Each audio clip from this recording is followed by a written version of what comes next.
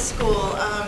We're thrilled with the turnout, I have to tell you, because we were a little nervous when we weren't getting very many babysitting receipts back. But thank you for taking time out of your busy lives to come and listen about the future, because we're very excited. The future is looking good.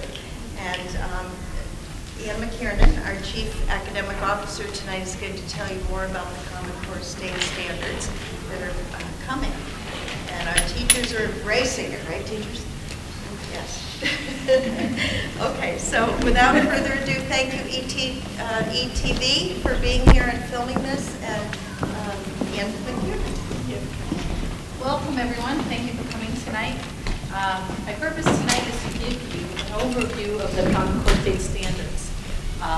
I'd like to make sure that you get the information that you need. So please feel free at any time to ask questions, probe further, or ask for clarification. If I go too fast, you're going to have to forgive me, because when you do this work every day, and you are so entrenched with it, sometimes you don't realize that you have to pull back and slow down and say, we worry about every word of the Common Core state standards, and most people are just getting introduced to them. So I hope that through questions we can get through a question and answer dialogue we can get to everything that you need to know or want to know. I'm going to try to start with the basics of who, what, where, when, why. That's kind of the first step we'll take.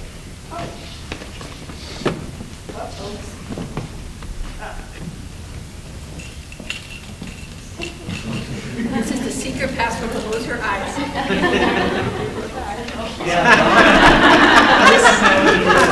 Got it, Bonnie. Get that? Thank you for coming out tonight. Thank you for spending an hour or so with us to go over this. But the first thing I would like to get across is that this is a set of educational standards that they believe, and we believe if you look at them, are clear and consistent. And they are in two areas: English language arts and math. So that's probably one of the first things that you would want to know. They're K-12, and they're in two areas. So somebody might say, what about science, and what about social studies, and what about the other areas? But these standards are English language arts. There are standards being written in science. They're not called Common Core state standards, but they are coming out this summer, we hope. The standards have been informed by a lot of different inputs. Two of the most important are high-performing states and high-performing countries. Also, there was a lot of input from other stakeholders. So what are they? K-12 standards, consistent standards for math and English, informed by several sources, including high-performing countries and states. Why? It's probably the big question. Why? Why would we have these? One, 50 states, 50 standards, very different.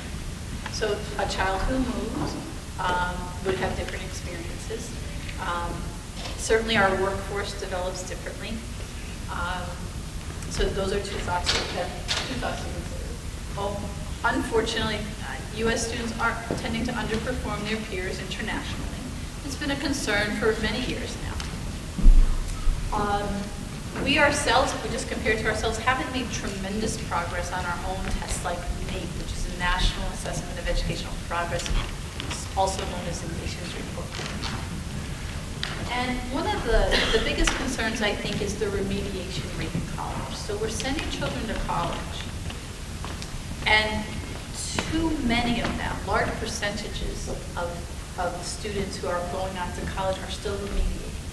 So that means they're taking classes, they're paying for these classes, and they're not getting credit for those classes. And what will happen, of course, if you go to college and you take classes and you don't get credit for those classes?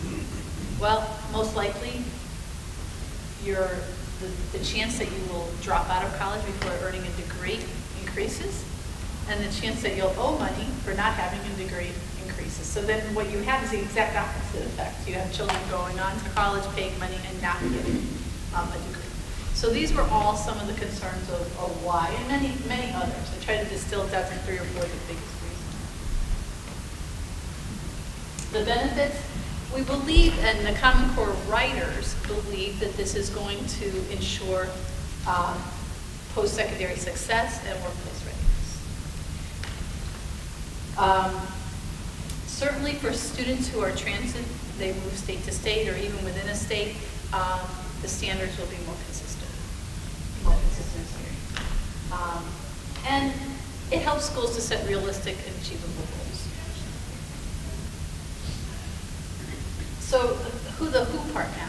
We kind of do the why, the what are they, and why are they, but who wrote them?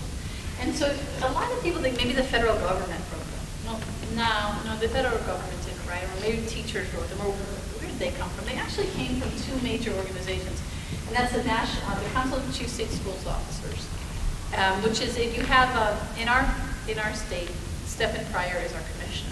Well, there are 50 commissioners, and they meet together, and then there's a permanent organization called the CCSSO. And then the National Governors Association got together and said, we need to do something for education. So those are the two main groups that got behind the idea of writing Common Core state standards. And then, of course, they had to be informed by lots of other organizations, including, and I just wrote some of them, the National Education Association, the American Federation of Teachers, the National Council of Math and English, these professional organizations. There was also time for public comment on the standards. So they would post the standards on the website. There were different periods for public comment and feedback, so that went back and forth. And I'd like to switch over now because that's kind of the little background. Why? The other thing I could say is when. Connecticut adopted these in 2010. It's a voluntary adoption. The states do not have to adopt them. I believe we're at 45 states that have adopted the standards now. There are 5 states that have not. Texas has not. Alaska has not. I want to say Nebraska. There are 2 others that will come to me in a minute, I hope. But 45 states have adopted them. They are adopted by Connecticut, I think it was July of 2010.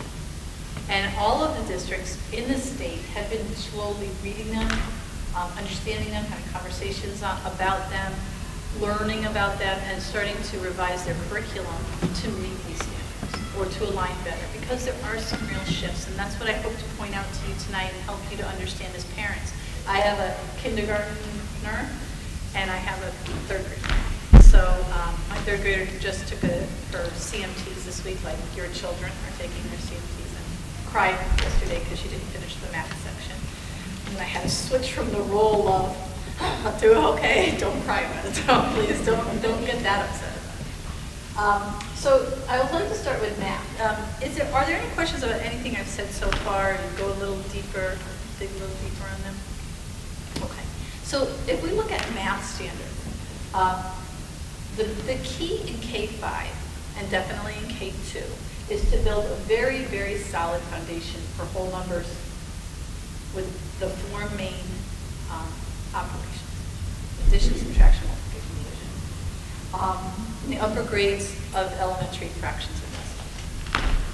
One of the things I like best about these standards, and there are things you like and there are some things that you might not like, but one of the things I like best about them is there are few, especially in math and especially early on. So for your K-2 parents, this is where probably is one of the most beautiful things about the standards come out. Some of the most high-performing countries in the world, and these are Finland, I'm sorry, Norway, South Korea, Singapore, they tend to focus on 3 or 4 standards for K1 and 2 math. Where if you look at about 86% of our states, we're focusing on 10 or 11. So it's fewer, and it's deeper. And we say, well, how can we get deeper about addition? 2 plus 2 is 4. What else is there to say? But is 2 really 2? But 2 is also 1 plus 1. 2 is also 2 times multiplied by 1. 2 is also less than 3. 2 is also a factor. It's a depth of understanding about how numbers work. And one of the things I like the best about these standards is it really wants to build children's fluency with math facts. It allows a depth that we haven't been allowed to have because there's been so many strands to cover. So it's really depth over breadth, and I think that's not a tagline. You often hear that in education. Oh, we want depth over breadth. Well, sometimes I like to challenge people and say, well, what does that really mean? So if anybody wanted to challenge, I would say I really believe in this part, especially in the elementary, it is depth over breadth, because there's so many fewer standards.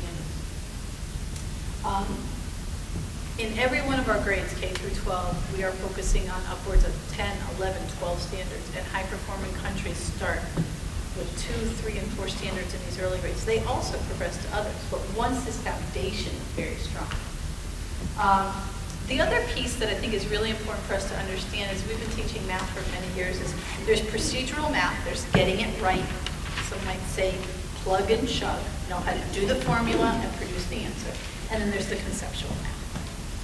I saw a video the other day of a math class, and I wanted to stop it and be able to call the teacher, not one of our teachers, it was on a website, and say, please just explain this concept to the child. It was a 5th grade math class. I'm sorry, it was a middle school math class, and it had to do with multiplying fractions.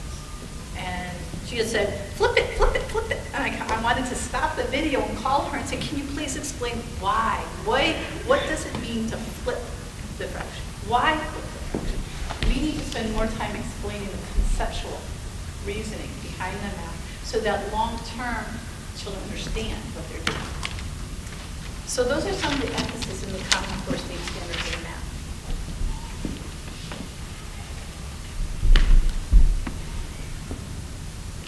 This is a little bit smaller, so I apologize. I don't want to put a lot on the slide, but I also want to make sure I talk to K2, because you are K2 parents. So there are 2 critical areas in kindergarten. Representing comparing whole numbers, initially with sets of objects. So counting and cardinality is in kindergarten only. Counting and cardinality. 1, 2, 3. Counting with your fingers, knowing the place. Counting on from a number. That stops after kindergarten. That's one of the strands that actually, you teach it 1 year, it stops there, expected to know it, then on. And the way the Common Core State Standards are explained, strands will go on for a certain amount of years, but they are to master that level or depth of the strand at that time, and not and counting and cardinality is one of them. Another emphasis in kindergarten is describing shapes and space. More learning time in kindergarten should be devoted to number than any other topic. And I know that's really going to be a shift because we really don't do that, and I don't know exactly how we're going to shift to that yet because numeracy and literacy, generally you're going to put more time in literacy. But the Common Core State Standards are saying that math and numbers have to really become as important. In 1st grade, it is understanding addition and subtraction within 20, fluently, so that when you work with your children, they really can get these facts in 3 to 4 seconds, and that's the goal. Understanding whole number and place value, ones place, tens place are the 2 real place values that they should know in 1st grade. Understanding of measurement, linear measurement on a line, length, and reasoning about attributes of and composing and decomposing shapes. So what is a triangle, and what attribute does that have? How does that compare to another shape? In grade 2, extending understanding of base 10, building fluency with addition and subtraction, using standard units of measurement, and describing and analyzing shapes. So these are the big emphasis in these grades. One of the things that's so different, I think you really start to see in 3rd grade. And that is traditionally in 3rd grade, you would start to introduce multiplication around January. My principals can tell me if I'm right. Around January. However, with the Common Core State Standards and the increased rigor, multiplication is being introduced around October now. So they're months ahead of time. And then you think, well, how does that affect K2? So if the 3rd graders are going to be introduced to multiplication by October instead of January or February, then you can see 3 or 4 months ahead of time. So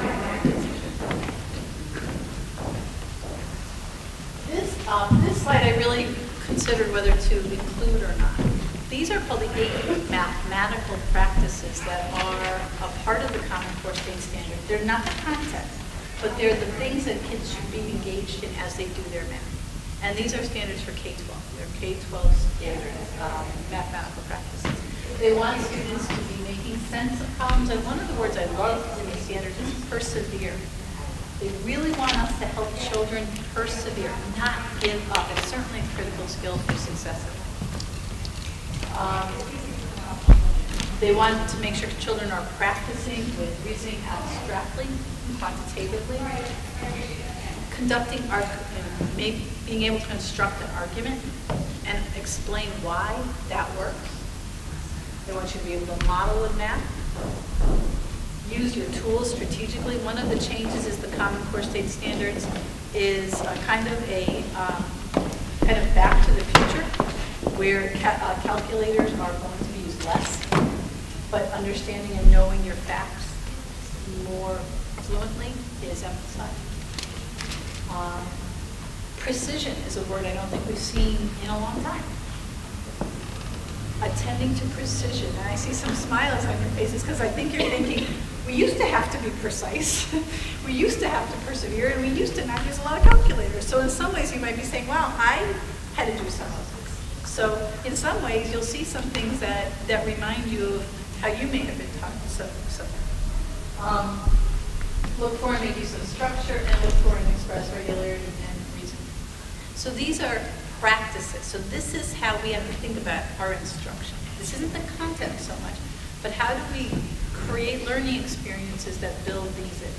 Some can be done every day, such as precision and persevering. That could be built into every lesson. Some things may not. You might be using tools certain days, and other days you might not.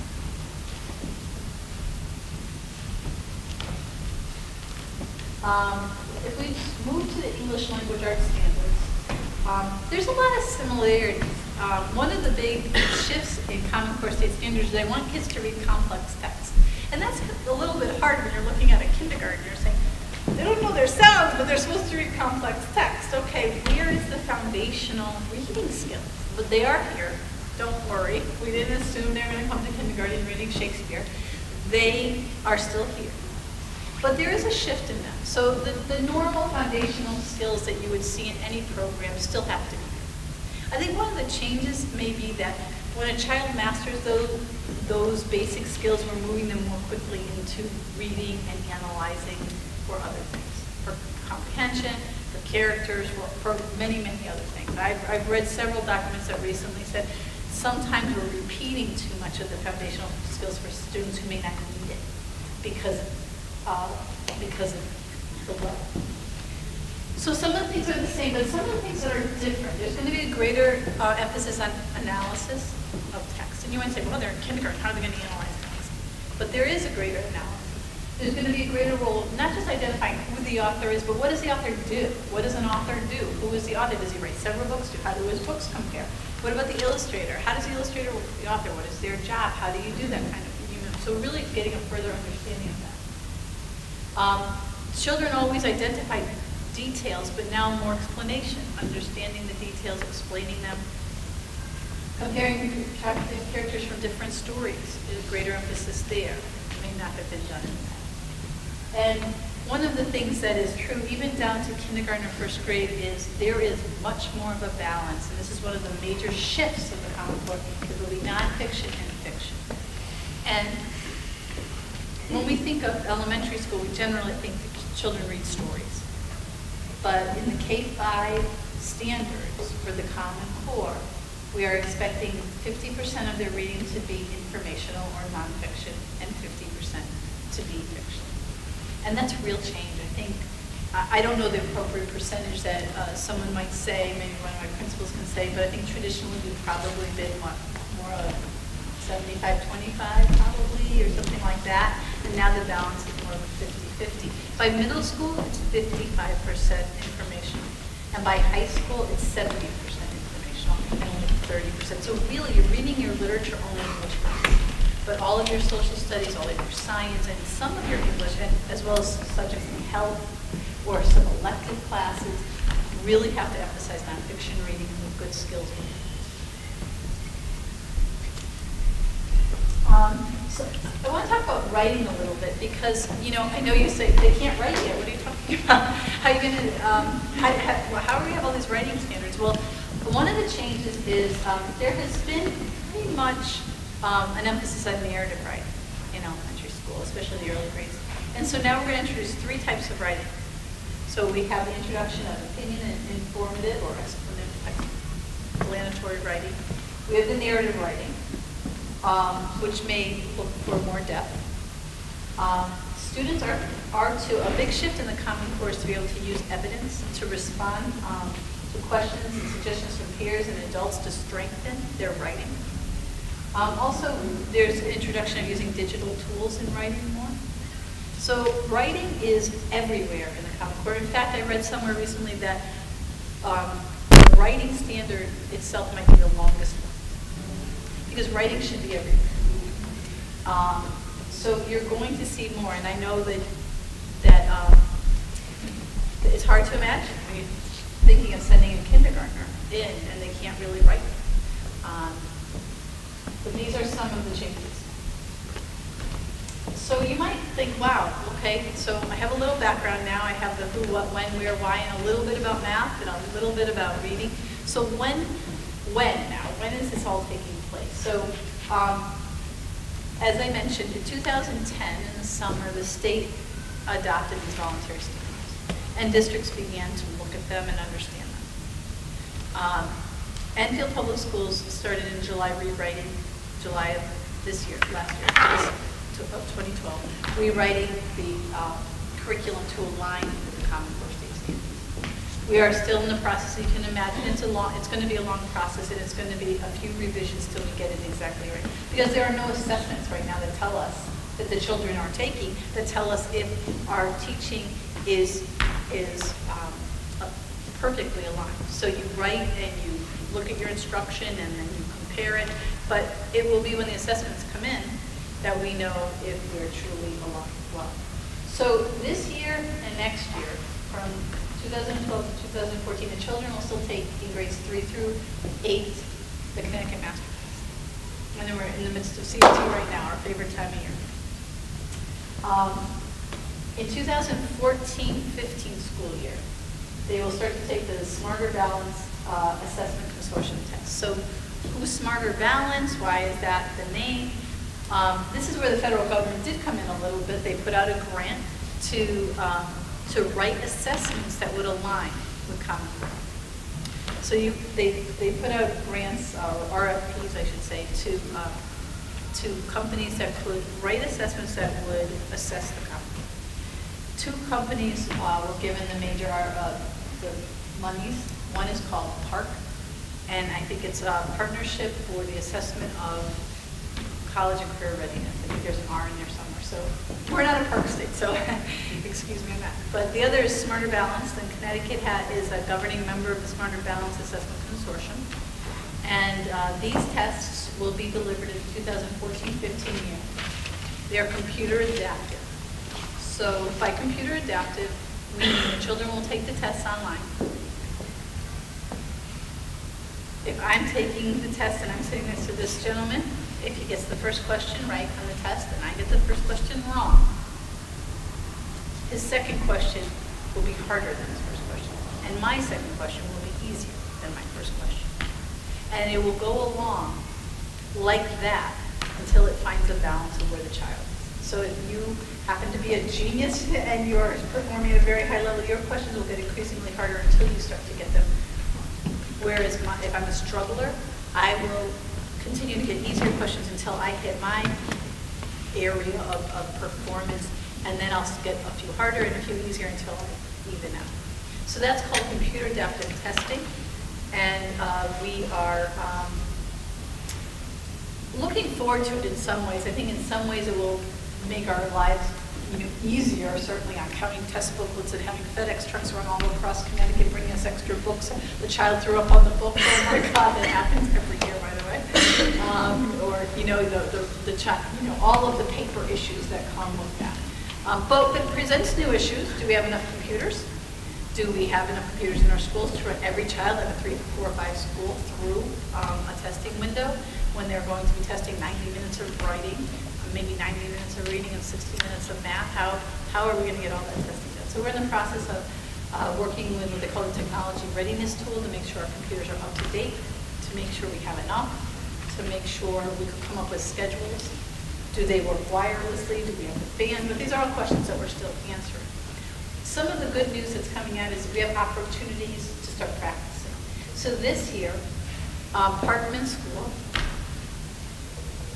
JFK, and Fermi High School are going to participate in what is called a Smarter Balance Assessment Consortium Scientific Pilot. So fancy. I think it is. The children will actually, there's a select group of children at Parkman, at JFK, some 8th graders, and then at Fermi, who will participate. And what this will do for us is it will give us an experience in the environment. What is it like to create the schedule? What is it like for the children? How are they adapting to it? What kind of structures do we need? So that will be very, very helpful. It will not give us any results, not helpful.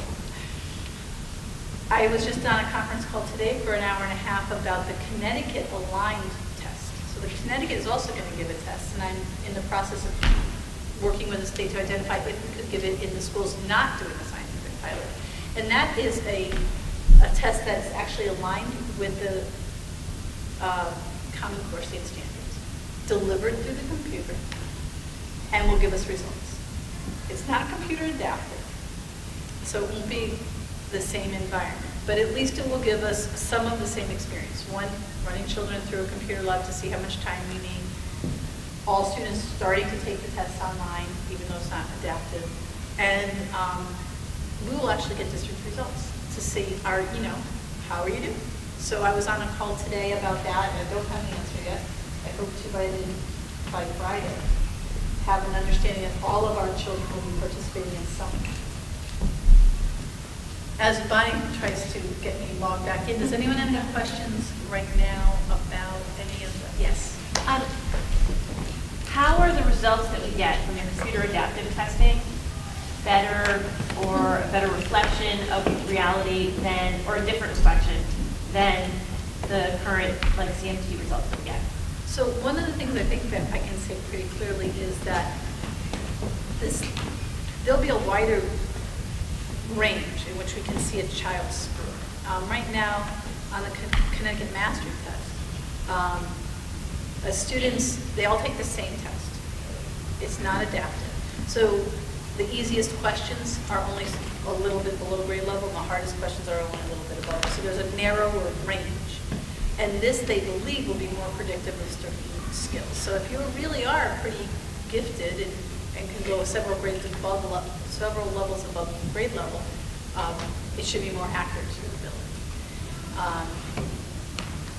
The question bank, I think, is over 5,000 items. Now, I don't know if that's 5,000 for every grade level or how that works, but there are 5,000 items that they say will be in the bank. And we also hope, and this is still, we're in the process where the state is just I really believe today's conference call was an indication that the state is finally taking a real leadership in this area. One of the things that's been difficult for school districts has been the standards came out, and the state did some work to show us how to start to convert the curriculum, but not a great deal.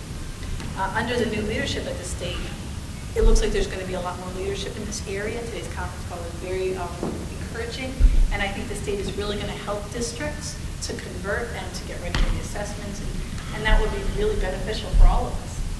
Did you have but I'm kind of concerned about it too, because right now I'm going to let the child pass with a lower grade, passing on into the next grade, and know that my child is actually not ready. But I gave him some easier questions to move on. Don't you think that's kind of like a little bit of manipulation to say, okay, now I give you easier questions so you can move on too? That scares me a little bit, actually. I mean, I don't know if I understand that wrong, but you say when they're all taking the tests and you will get an easier question if you have the wrong question, so I get an easier test, but I move also on. But it doesn't mean I qualify actually to move on because I have an easier test. The test, I may not have explained myself well. The test, I'm not talking about grade promotion The results may help us understand the weaknesses or the strengths the child has more clearly. Okay. It is not necessarily tied to grade promotion or grade retention. That's a different matter. And that may have other factors. The team of educators and parents would come together at any time when there's a retention issue or to discuss that more thoroughly. This test alone does not decide promotion or retention. Okay, but the testing will be also done in the spring, right? Isn't there enough time to correct everything before we have the end of the summer? I mean, at this point, we have already a problem, right? Yeah. Am I right? You mean that the scores come in July? Yeah, that is a problem. With the computer adaptive, and again, I'm a little bit in new territory, but with the computer adaptive testing, we're going to get our results as soon as the entire cohort of the school is finished. You should be able to get your results. So the test should take place in the last 12 weeks of school. And if you back that up, I would say you're going to start testing in April instead of March. But you should also have your results as soon as your last child.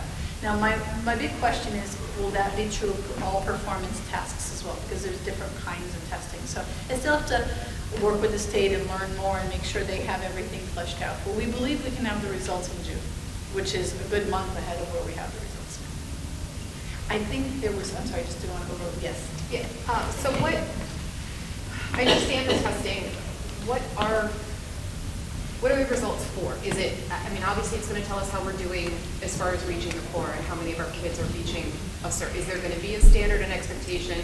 We want such a percentage at this line, tells us how we're doing as far as the teaching, but then more to her point, not, I mean, so on an individual level, the kids who are behind, they're getting extra, the kids who are ahead, is there anything as far as extra classes, special classes, more, you know, anything to foster, encourage, and continue that?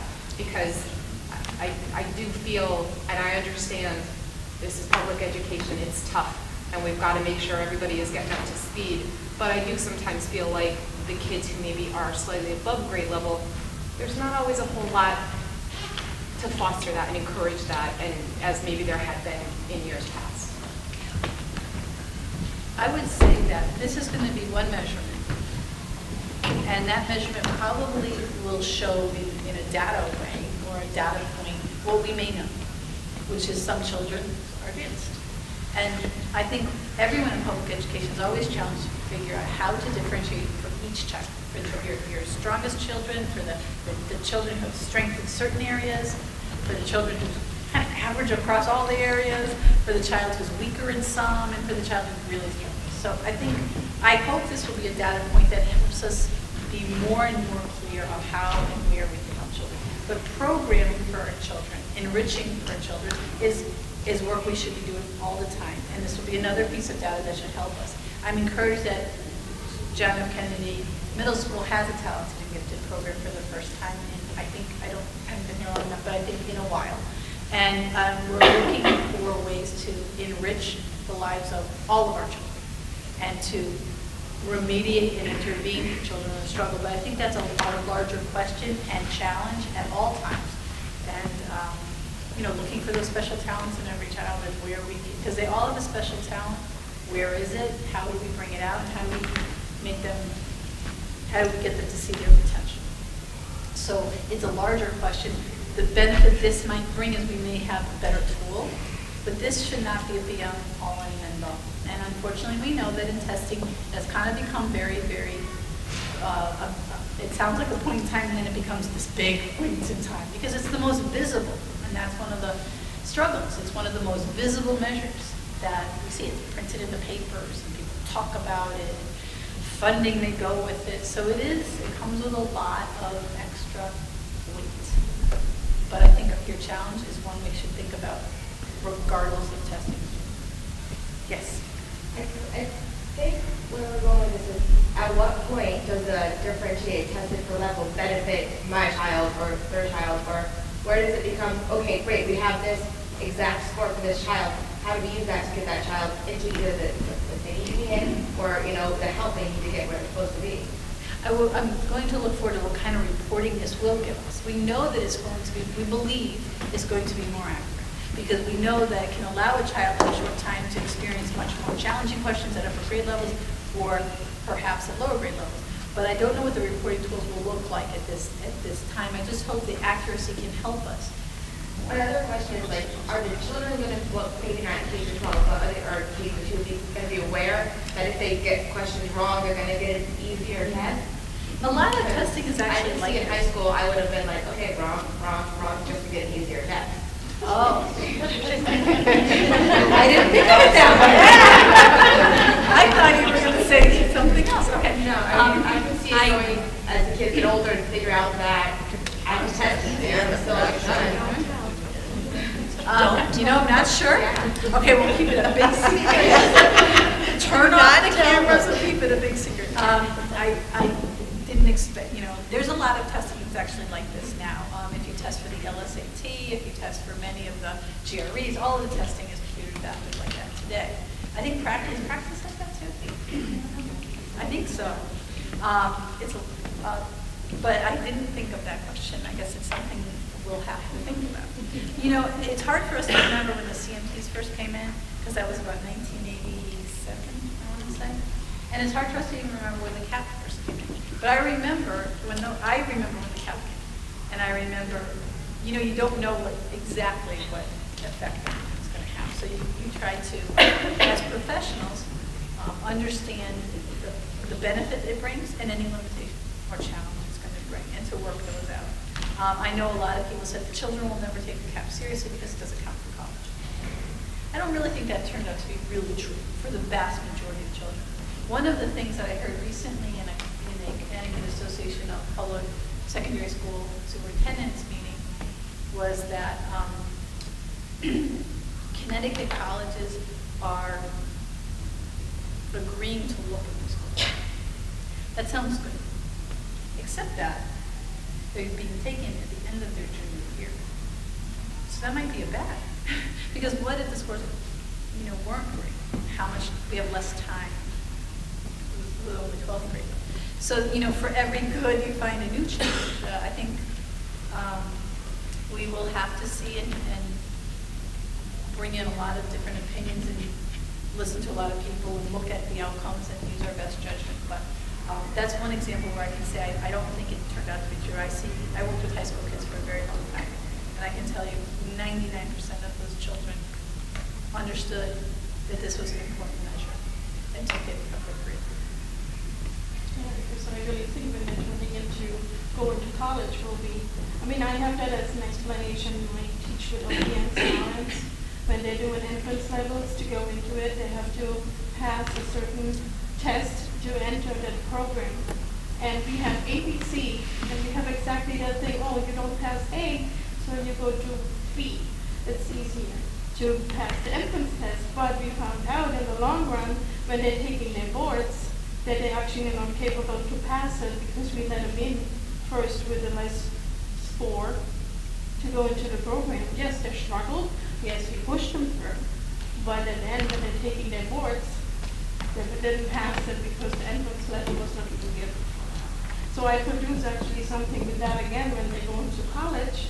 We have that again. Are you on that level ability to do it? Or are you still, I mean, when you see sometimes the spelling of the younger generation, it's scary. And it wonders me all the time how you went through the school program. I think if we focus on this, I think one thing we want to do too is because we don't know exactly that much about the assessments yet. We know more about the standards right now than we do about the assessments. If we gear our instruction and our curriculum to the standards that are in the Common Core, they really believe they are correlated well to success in college and career. And the assessment piece is important to discuss, and we should, but we're a little bit in the dark still. I mean, I read about it, our principals, we talk about it a lot. We're going to have our first real look this spring, but we are far away from answering many of those questions. So I think it's our energy now needs to be focused on curriculum and instruction and professional development that help our teachers, our principals, myself, Dr. Schumann, to really understand the demands from the instruction and the curriculum side. Hopefully with that, the assessments will come. Once we take them, like all good assessments, you would review them, you would understand where your gaps are, where your strengths are, and then you would retool. And that is our job. And that's, we're happy to dive in and do it. But I do think your concerns and your questions about assessment are very important, because ultimately there will be these tests. And if your child is right now in kindergarten, so you want to think my kindergarten child next year will be in first grade, does not take any assessment. In second grade, does not take any assessment. By third grade, will be only taking the Smart Balance Assessment Consortium. There will be no more CMT. There's one question you might want to know, that right now in the area of science, the children take CMTs in grade 5, 8, and 10. At this time, there's no discussion of replacing them. So a fifth grader in a few years is still expected to take the SBAC test in, does anyone have a third or fourth grader? So you have a third grader? I have a third grader. You have a third grader? Okay, fourth. Oh, cool. So your fourth grader will be the CMT next year in fifth, and then sixth grade SBAC. And our third graders will have CMT this year, next year, and in fifth grade they'll take SBAC, but they'll have the science portion of the CMT. So we'll have to see if an assessment, if Connecticut adopts those standards, does not adopt those, so we'll have to see what happens in the end of science. But, so, you know, if you're a child in grade 1, next year they will not take a test. By grade 3, they will take SBAC. And if you're the second grader, next year they will take CMT, but by fourth grade they'll be taking Yes. I have a two-part question. When Connecticut has adopted the standards, but we're rolling it out now, when are all of the school districts required to be using the Common Core standards? This guidance from the state is, I would say that I don't think there's not a date. Like, there's not a date. They've given us a 2-year implementation window. They've asked for a waiver from the No Child Left Behind legislation of 2001 because we've gotten a waiver just last summer. We got a waiver. The score that each district used to get to determine AYP is the formula's changed. It's a new approach now, and in this period of time, there's a transition to the Common Core. But everyone knows the tests will be 14, 15 school year. So. But you should time yourselves and make sure you're making that progress. So with these standards, especially with kindergartners who here in Enfield still only have a half day, is there enough time, instructional time, in a half-day program to allow the teachers to hit these standards for kindergartners? I think it's one of the reasons why we advocated, you know, as a leadership team, we looked at what we need to do to achieve the Common Core state standards. And there's no doubt that even though many children will still be doing foundational skills, and there are some people out there that said the Common Core will change kindergarten, it's hard to understand how that won't happen in some way if the standards for third graders are, because they are. Nonfiction writing, nonfiction reading, writing in 3 genres, multiplication by almost the first day of third grade, that has to change second and first. I don't think there's, so my answer would be, that's why we push for, it's probably the primary reason why we have asked for the district to look at a full-day kindergarten program, because that instructional time is valuable.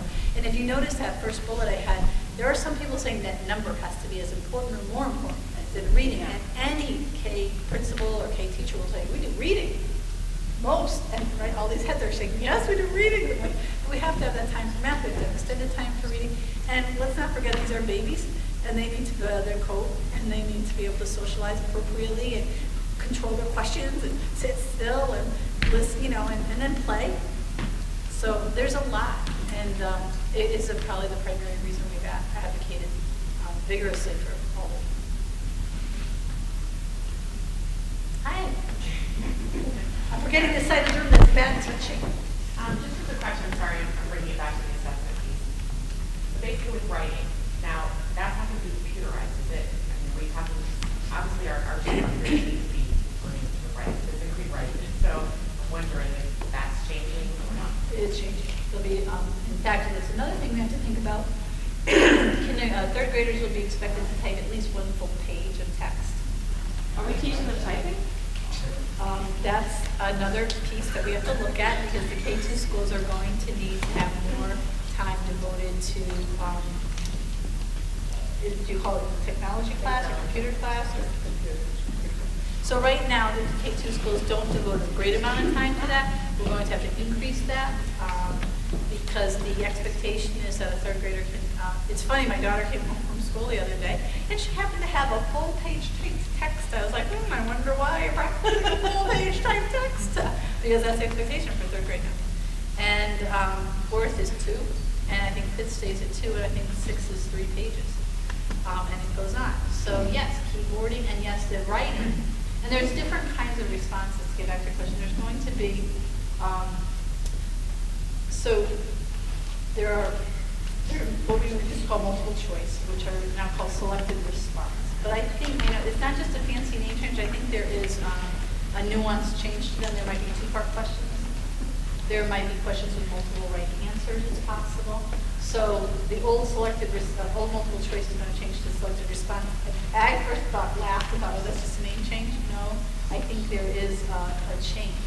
There's going to be constructed response, which is open-ended. There are going to be short constructed response and long constructed response. There's going to be technology-enabled questions. Technology-enabled questions may have the children listening to an audio piece and having to comprehend. And then respond. It may have them watch something. I saw an example that was on the Smarter Balance website where it was an example from middle school, I think, but they had all these swimmers swimming. And then they all came in, first, second, third, fourth, fifth place, and they touched them. And the clock stopped for each of them. And then they had the children rounded from there. So that would be an example of technology. And then there's what they call performance tasks, which can be up to 100 minutes long. Which will require students to pull in different sources of material, maybe a media piece, maybe a reading, maybe a website, and pull together information and respond to that. So the test itself will have many different features. I think your question is going to be, how's that going to be scored, right? No, that's okay. You don't want to go to that yet. I'm glad, because I'm not sure if I have a great answer yet. I know my answer. Before I finish up with a few more slides, I'm really happy you're asking so many questions. Thank you. I sort of have a follow-up question to the question, and I'm sorry, I'm not sure that I'm not trying to be disrespectful. I'm not sure that there was an answer.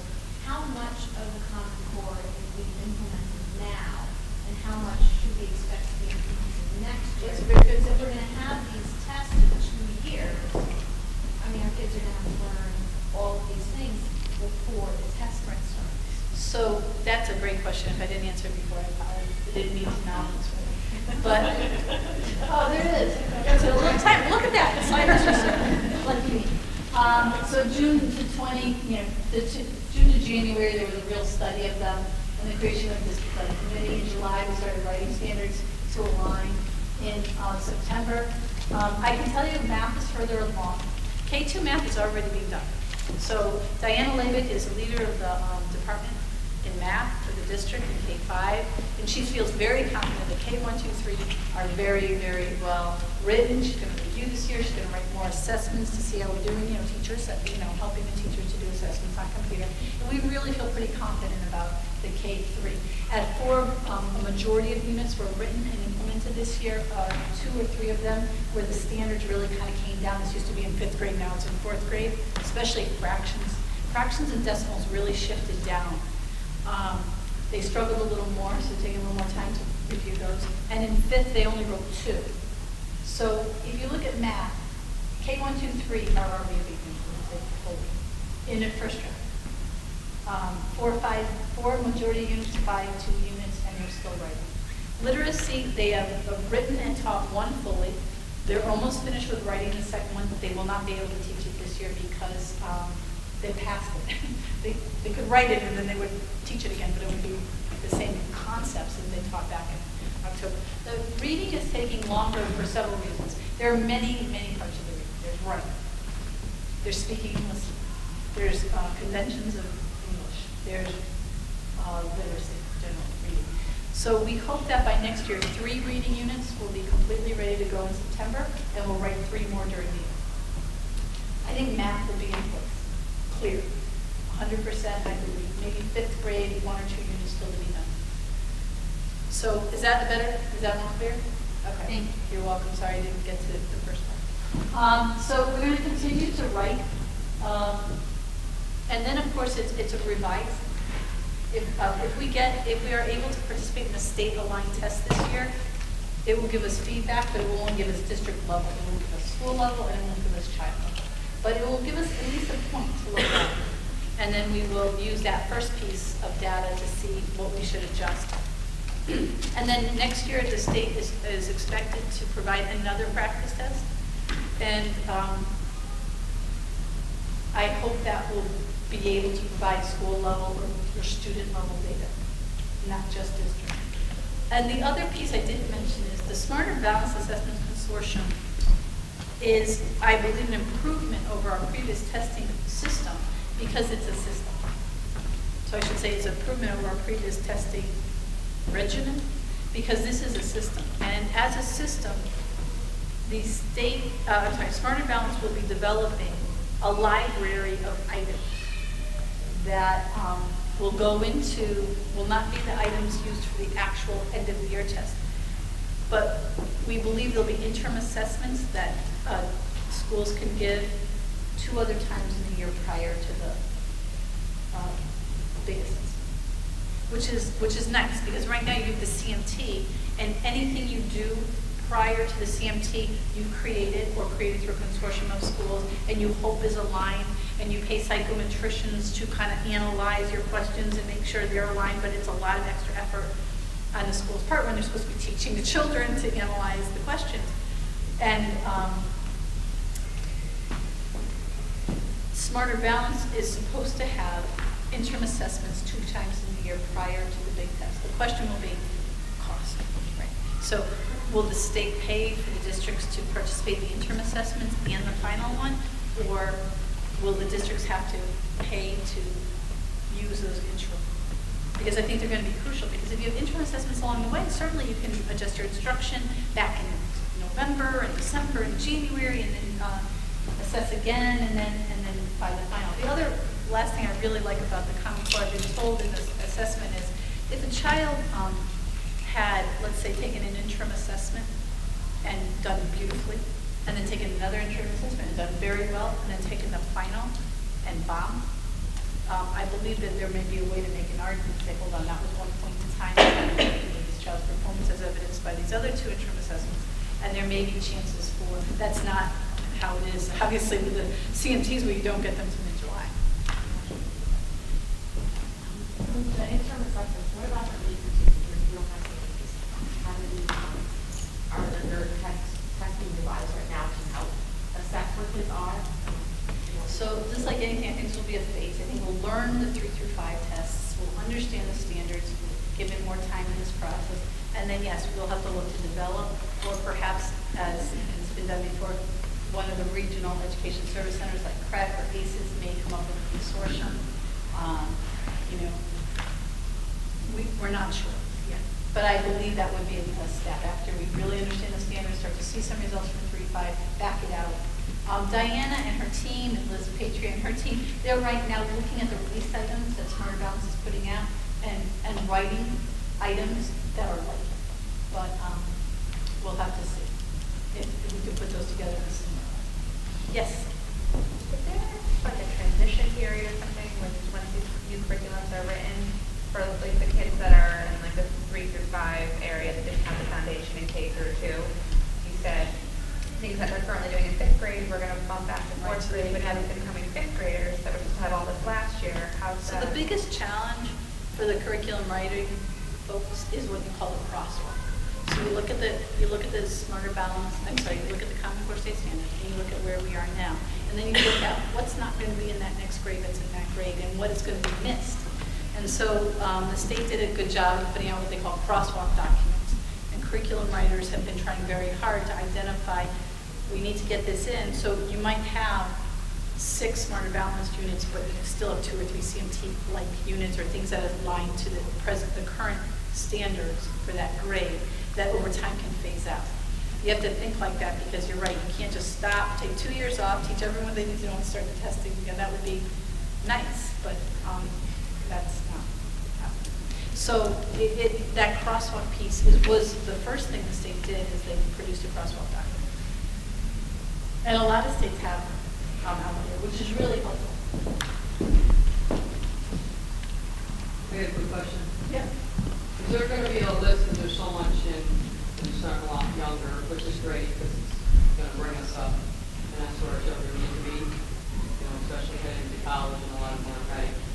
But since they need so much, is the list coming home to all the parents, so the parents can start helping with all this? I know a lot of people want to put it right back on the school, right back on the teacher. Let everybody know I'm not a teacher, far from one. I'm just a parent. So, but I'm a firm believer when it comes to education, it's the community, and we have to work together. We have to help the teachers.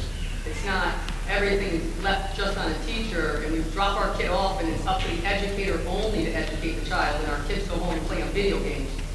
So my question is, are we going to get something sent home so we can actually help also help our children? So they're not feeling, or falling behind, or so they're ready for this too, and work together as a team with the teachers. I started writing a parent guide for each grade, but I think having these discussions help to understand what you need. You don't want to just write it blindly. You want to see what the questions are. I'd like to at least produce a K-2 guide, a 3-5 guide, if not each grade. So I'd like to have that. It might be a great thing to have for the beginning of the next school year as we get closer. Some districts are doing that now.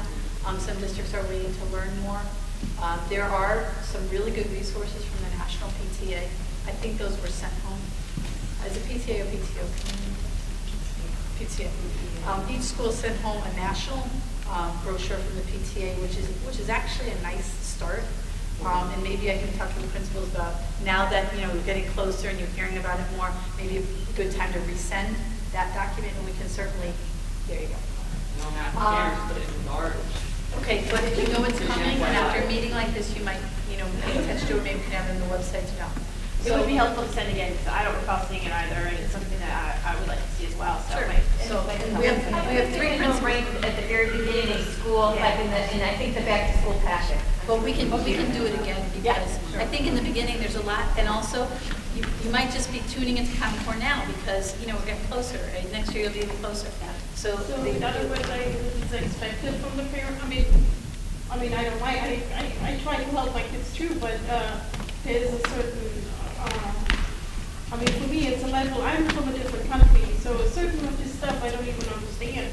But how do you teach a kid? And I try to understand that, but I don't think it should be my responsibility to teach my kid. I'm not saying it's responsibility, but it is responsibility as a parent to assist and help your child. Believe me, I talk to my daughter's teacher. That's why I say I'm not a teacher and I'm not the brightest. So I will certainly go to the expert, and that's the teacher, and say, how do I explain? I've done some of her homework, and I'll tell you, I was like, I can't even help you. And I'm like, what you're and doing you ask is the you're teacher giving to us help you to help your child. That's all I'm saying. You're giving us some good ideas about, resending, writing our own, and maybe having different activities at a PTO night. Maybe we should look at having an activity where we show you a couple of math things you could do. But some general things that you could do, just some general things. You probably do. You asked to see your child's work. That is something you should continue to do. Ask your teacher, is my child reading fluently? In your opinion, that's a specific question. Do you see them struggling? What would you suggest? Fluency is an important part. Ask if your child is fluent with the math facts. We said, no, we know it's much clearer now. Addition and subtraction up to 20 by second grade, no problem.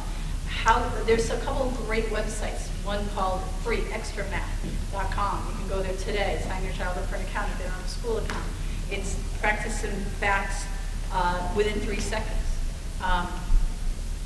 You can see for yourself in that scenario if the child is able to do their math facts fluently. You can ask your child's teacher.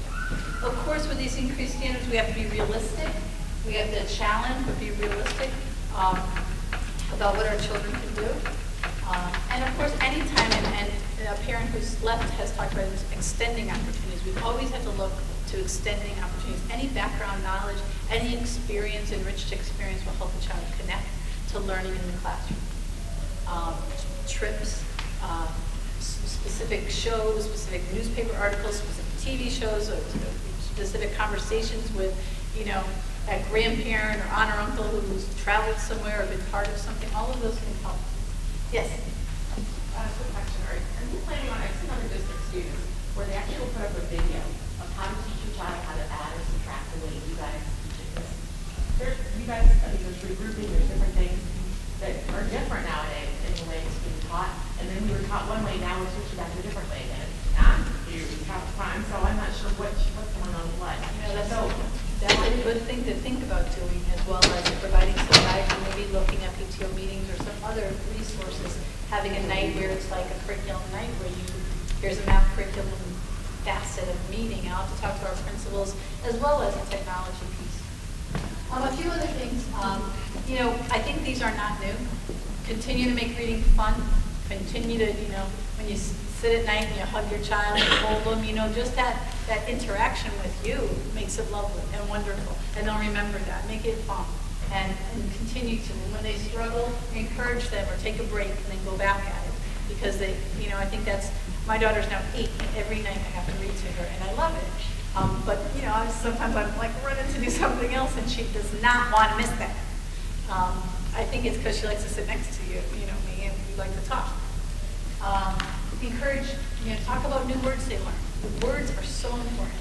New words, vocabulary is such an important facet. We have to continue to take every opportunity we can to develop new words and how words are connected. Encourage them to write about anything. Write more, draw more, explain your feelings, your thoughts. What were you thinking in this? What did you want to say? Don't worry right now about if they're K and 1 about the spelling right there, because you need to get them writing. Point out where you see math in everyday life. Counting how many eggs go in this mix for my kids love red velvet cupcakes. 3, 1, make sure they're pointing and counting with you, counting ahead from a number that's not 0 or 1. Look for opportunities to solve problems. So that's a little bit older, sorry, I should not do the fraction, multi-digit numbers in kindergarten, but with appropriate for your grade level. Additional resources we do. Oh, I'm sorry. Now it's getting this side of the room. No, it's okay. I just wanted to tell you, I have extra of the PTA documents. Great. There you for go. K1 and 2. So you can grab one on your way out. We didn't have too many to open house. Two sites.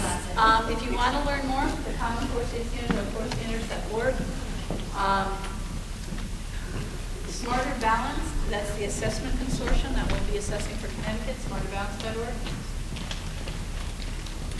And also, Suzanne Guglietta, there's this app for the Common Core State Standards that is free. If anybody has a phone and you wanted to put it on there just so you would have it as a resource, at the end she could show you how to do that if anybody's interested. I'm interested.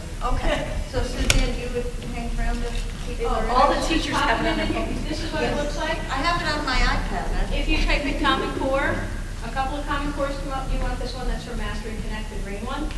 And I'll show you real quickly how easy it is. You can, once you have it loaded, you can touch if you want to look at math or language arts. So I just touch language arts. If you have a kindergartner, you're going to touch kindergarten. And you can look at all the reading literature strands, the informational text, the foundational skills, the writing, the speaking. Okay.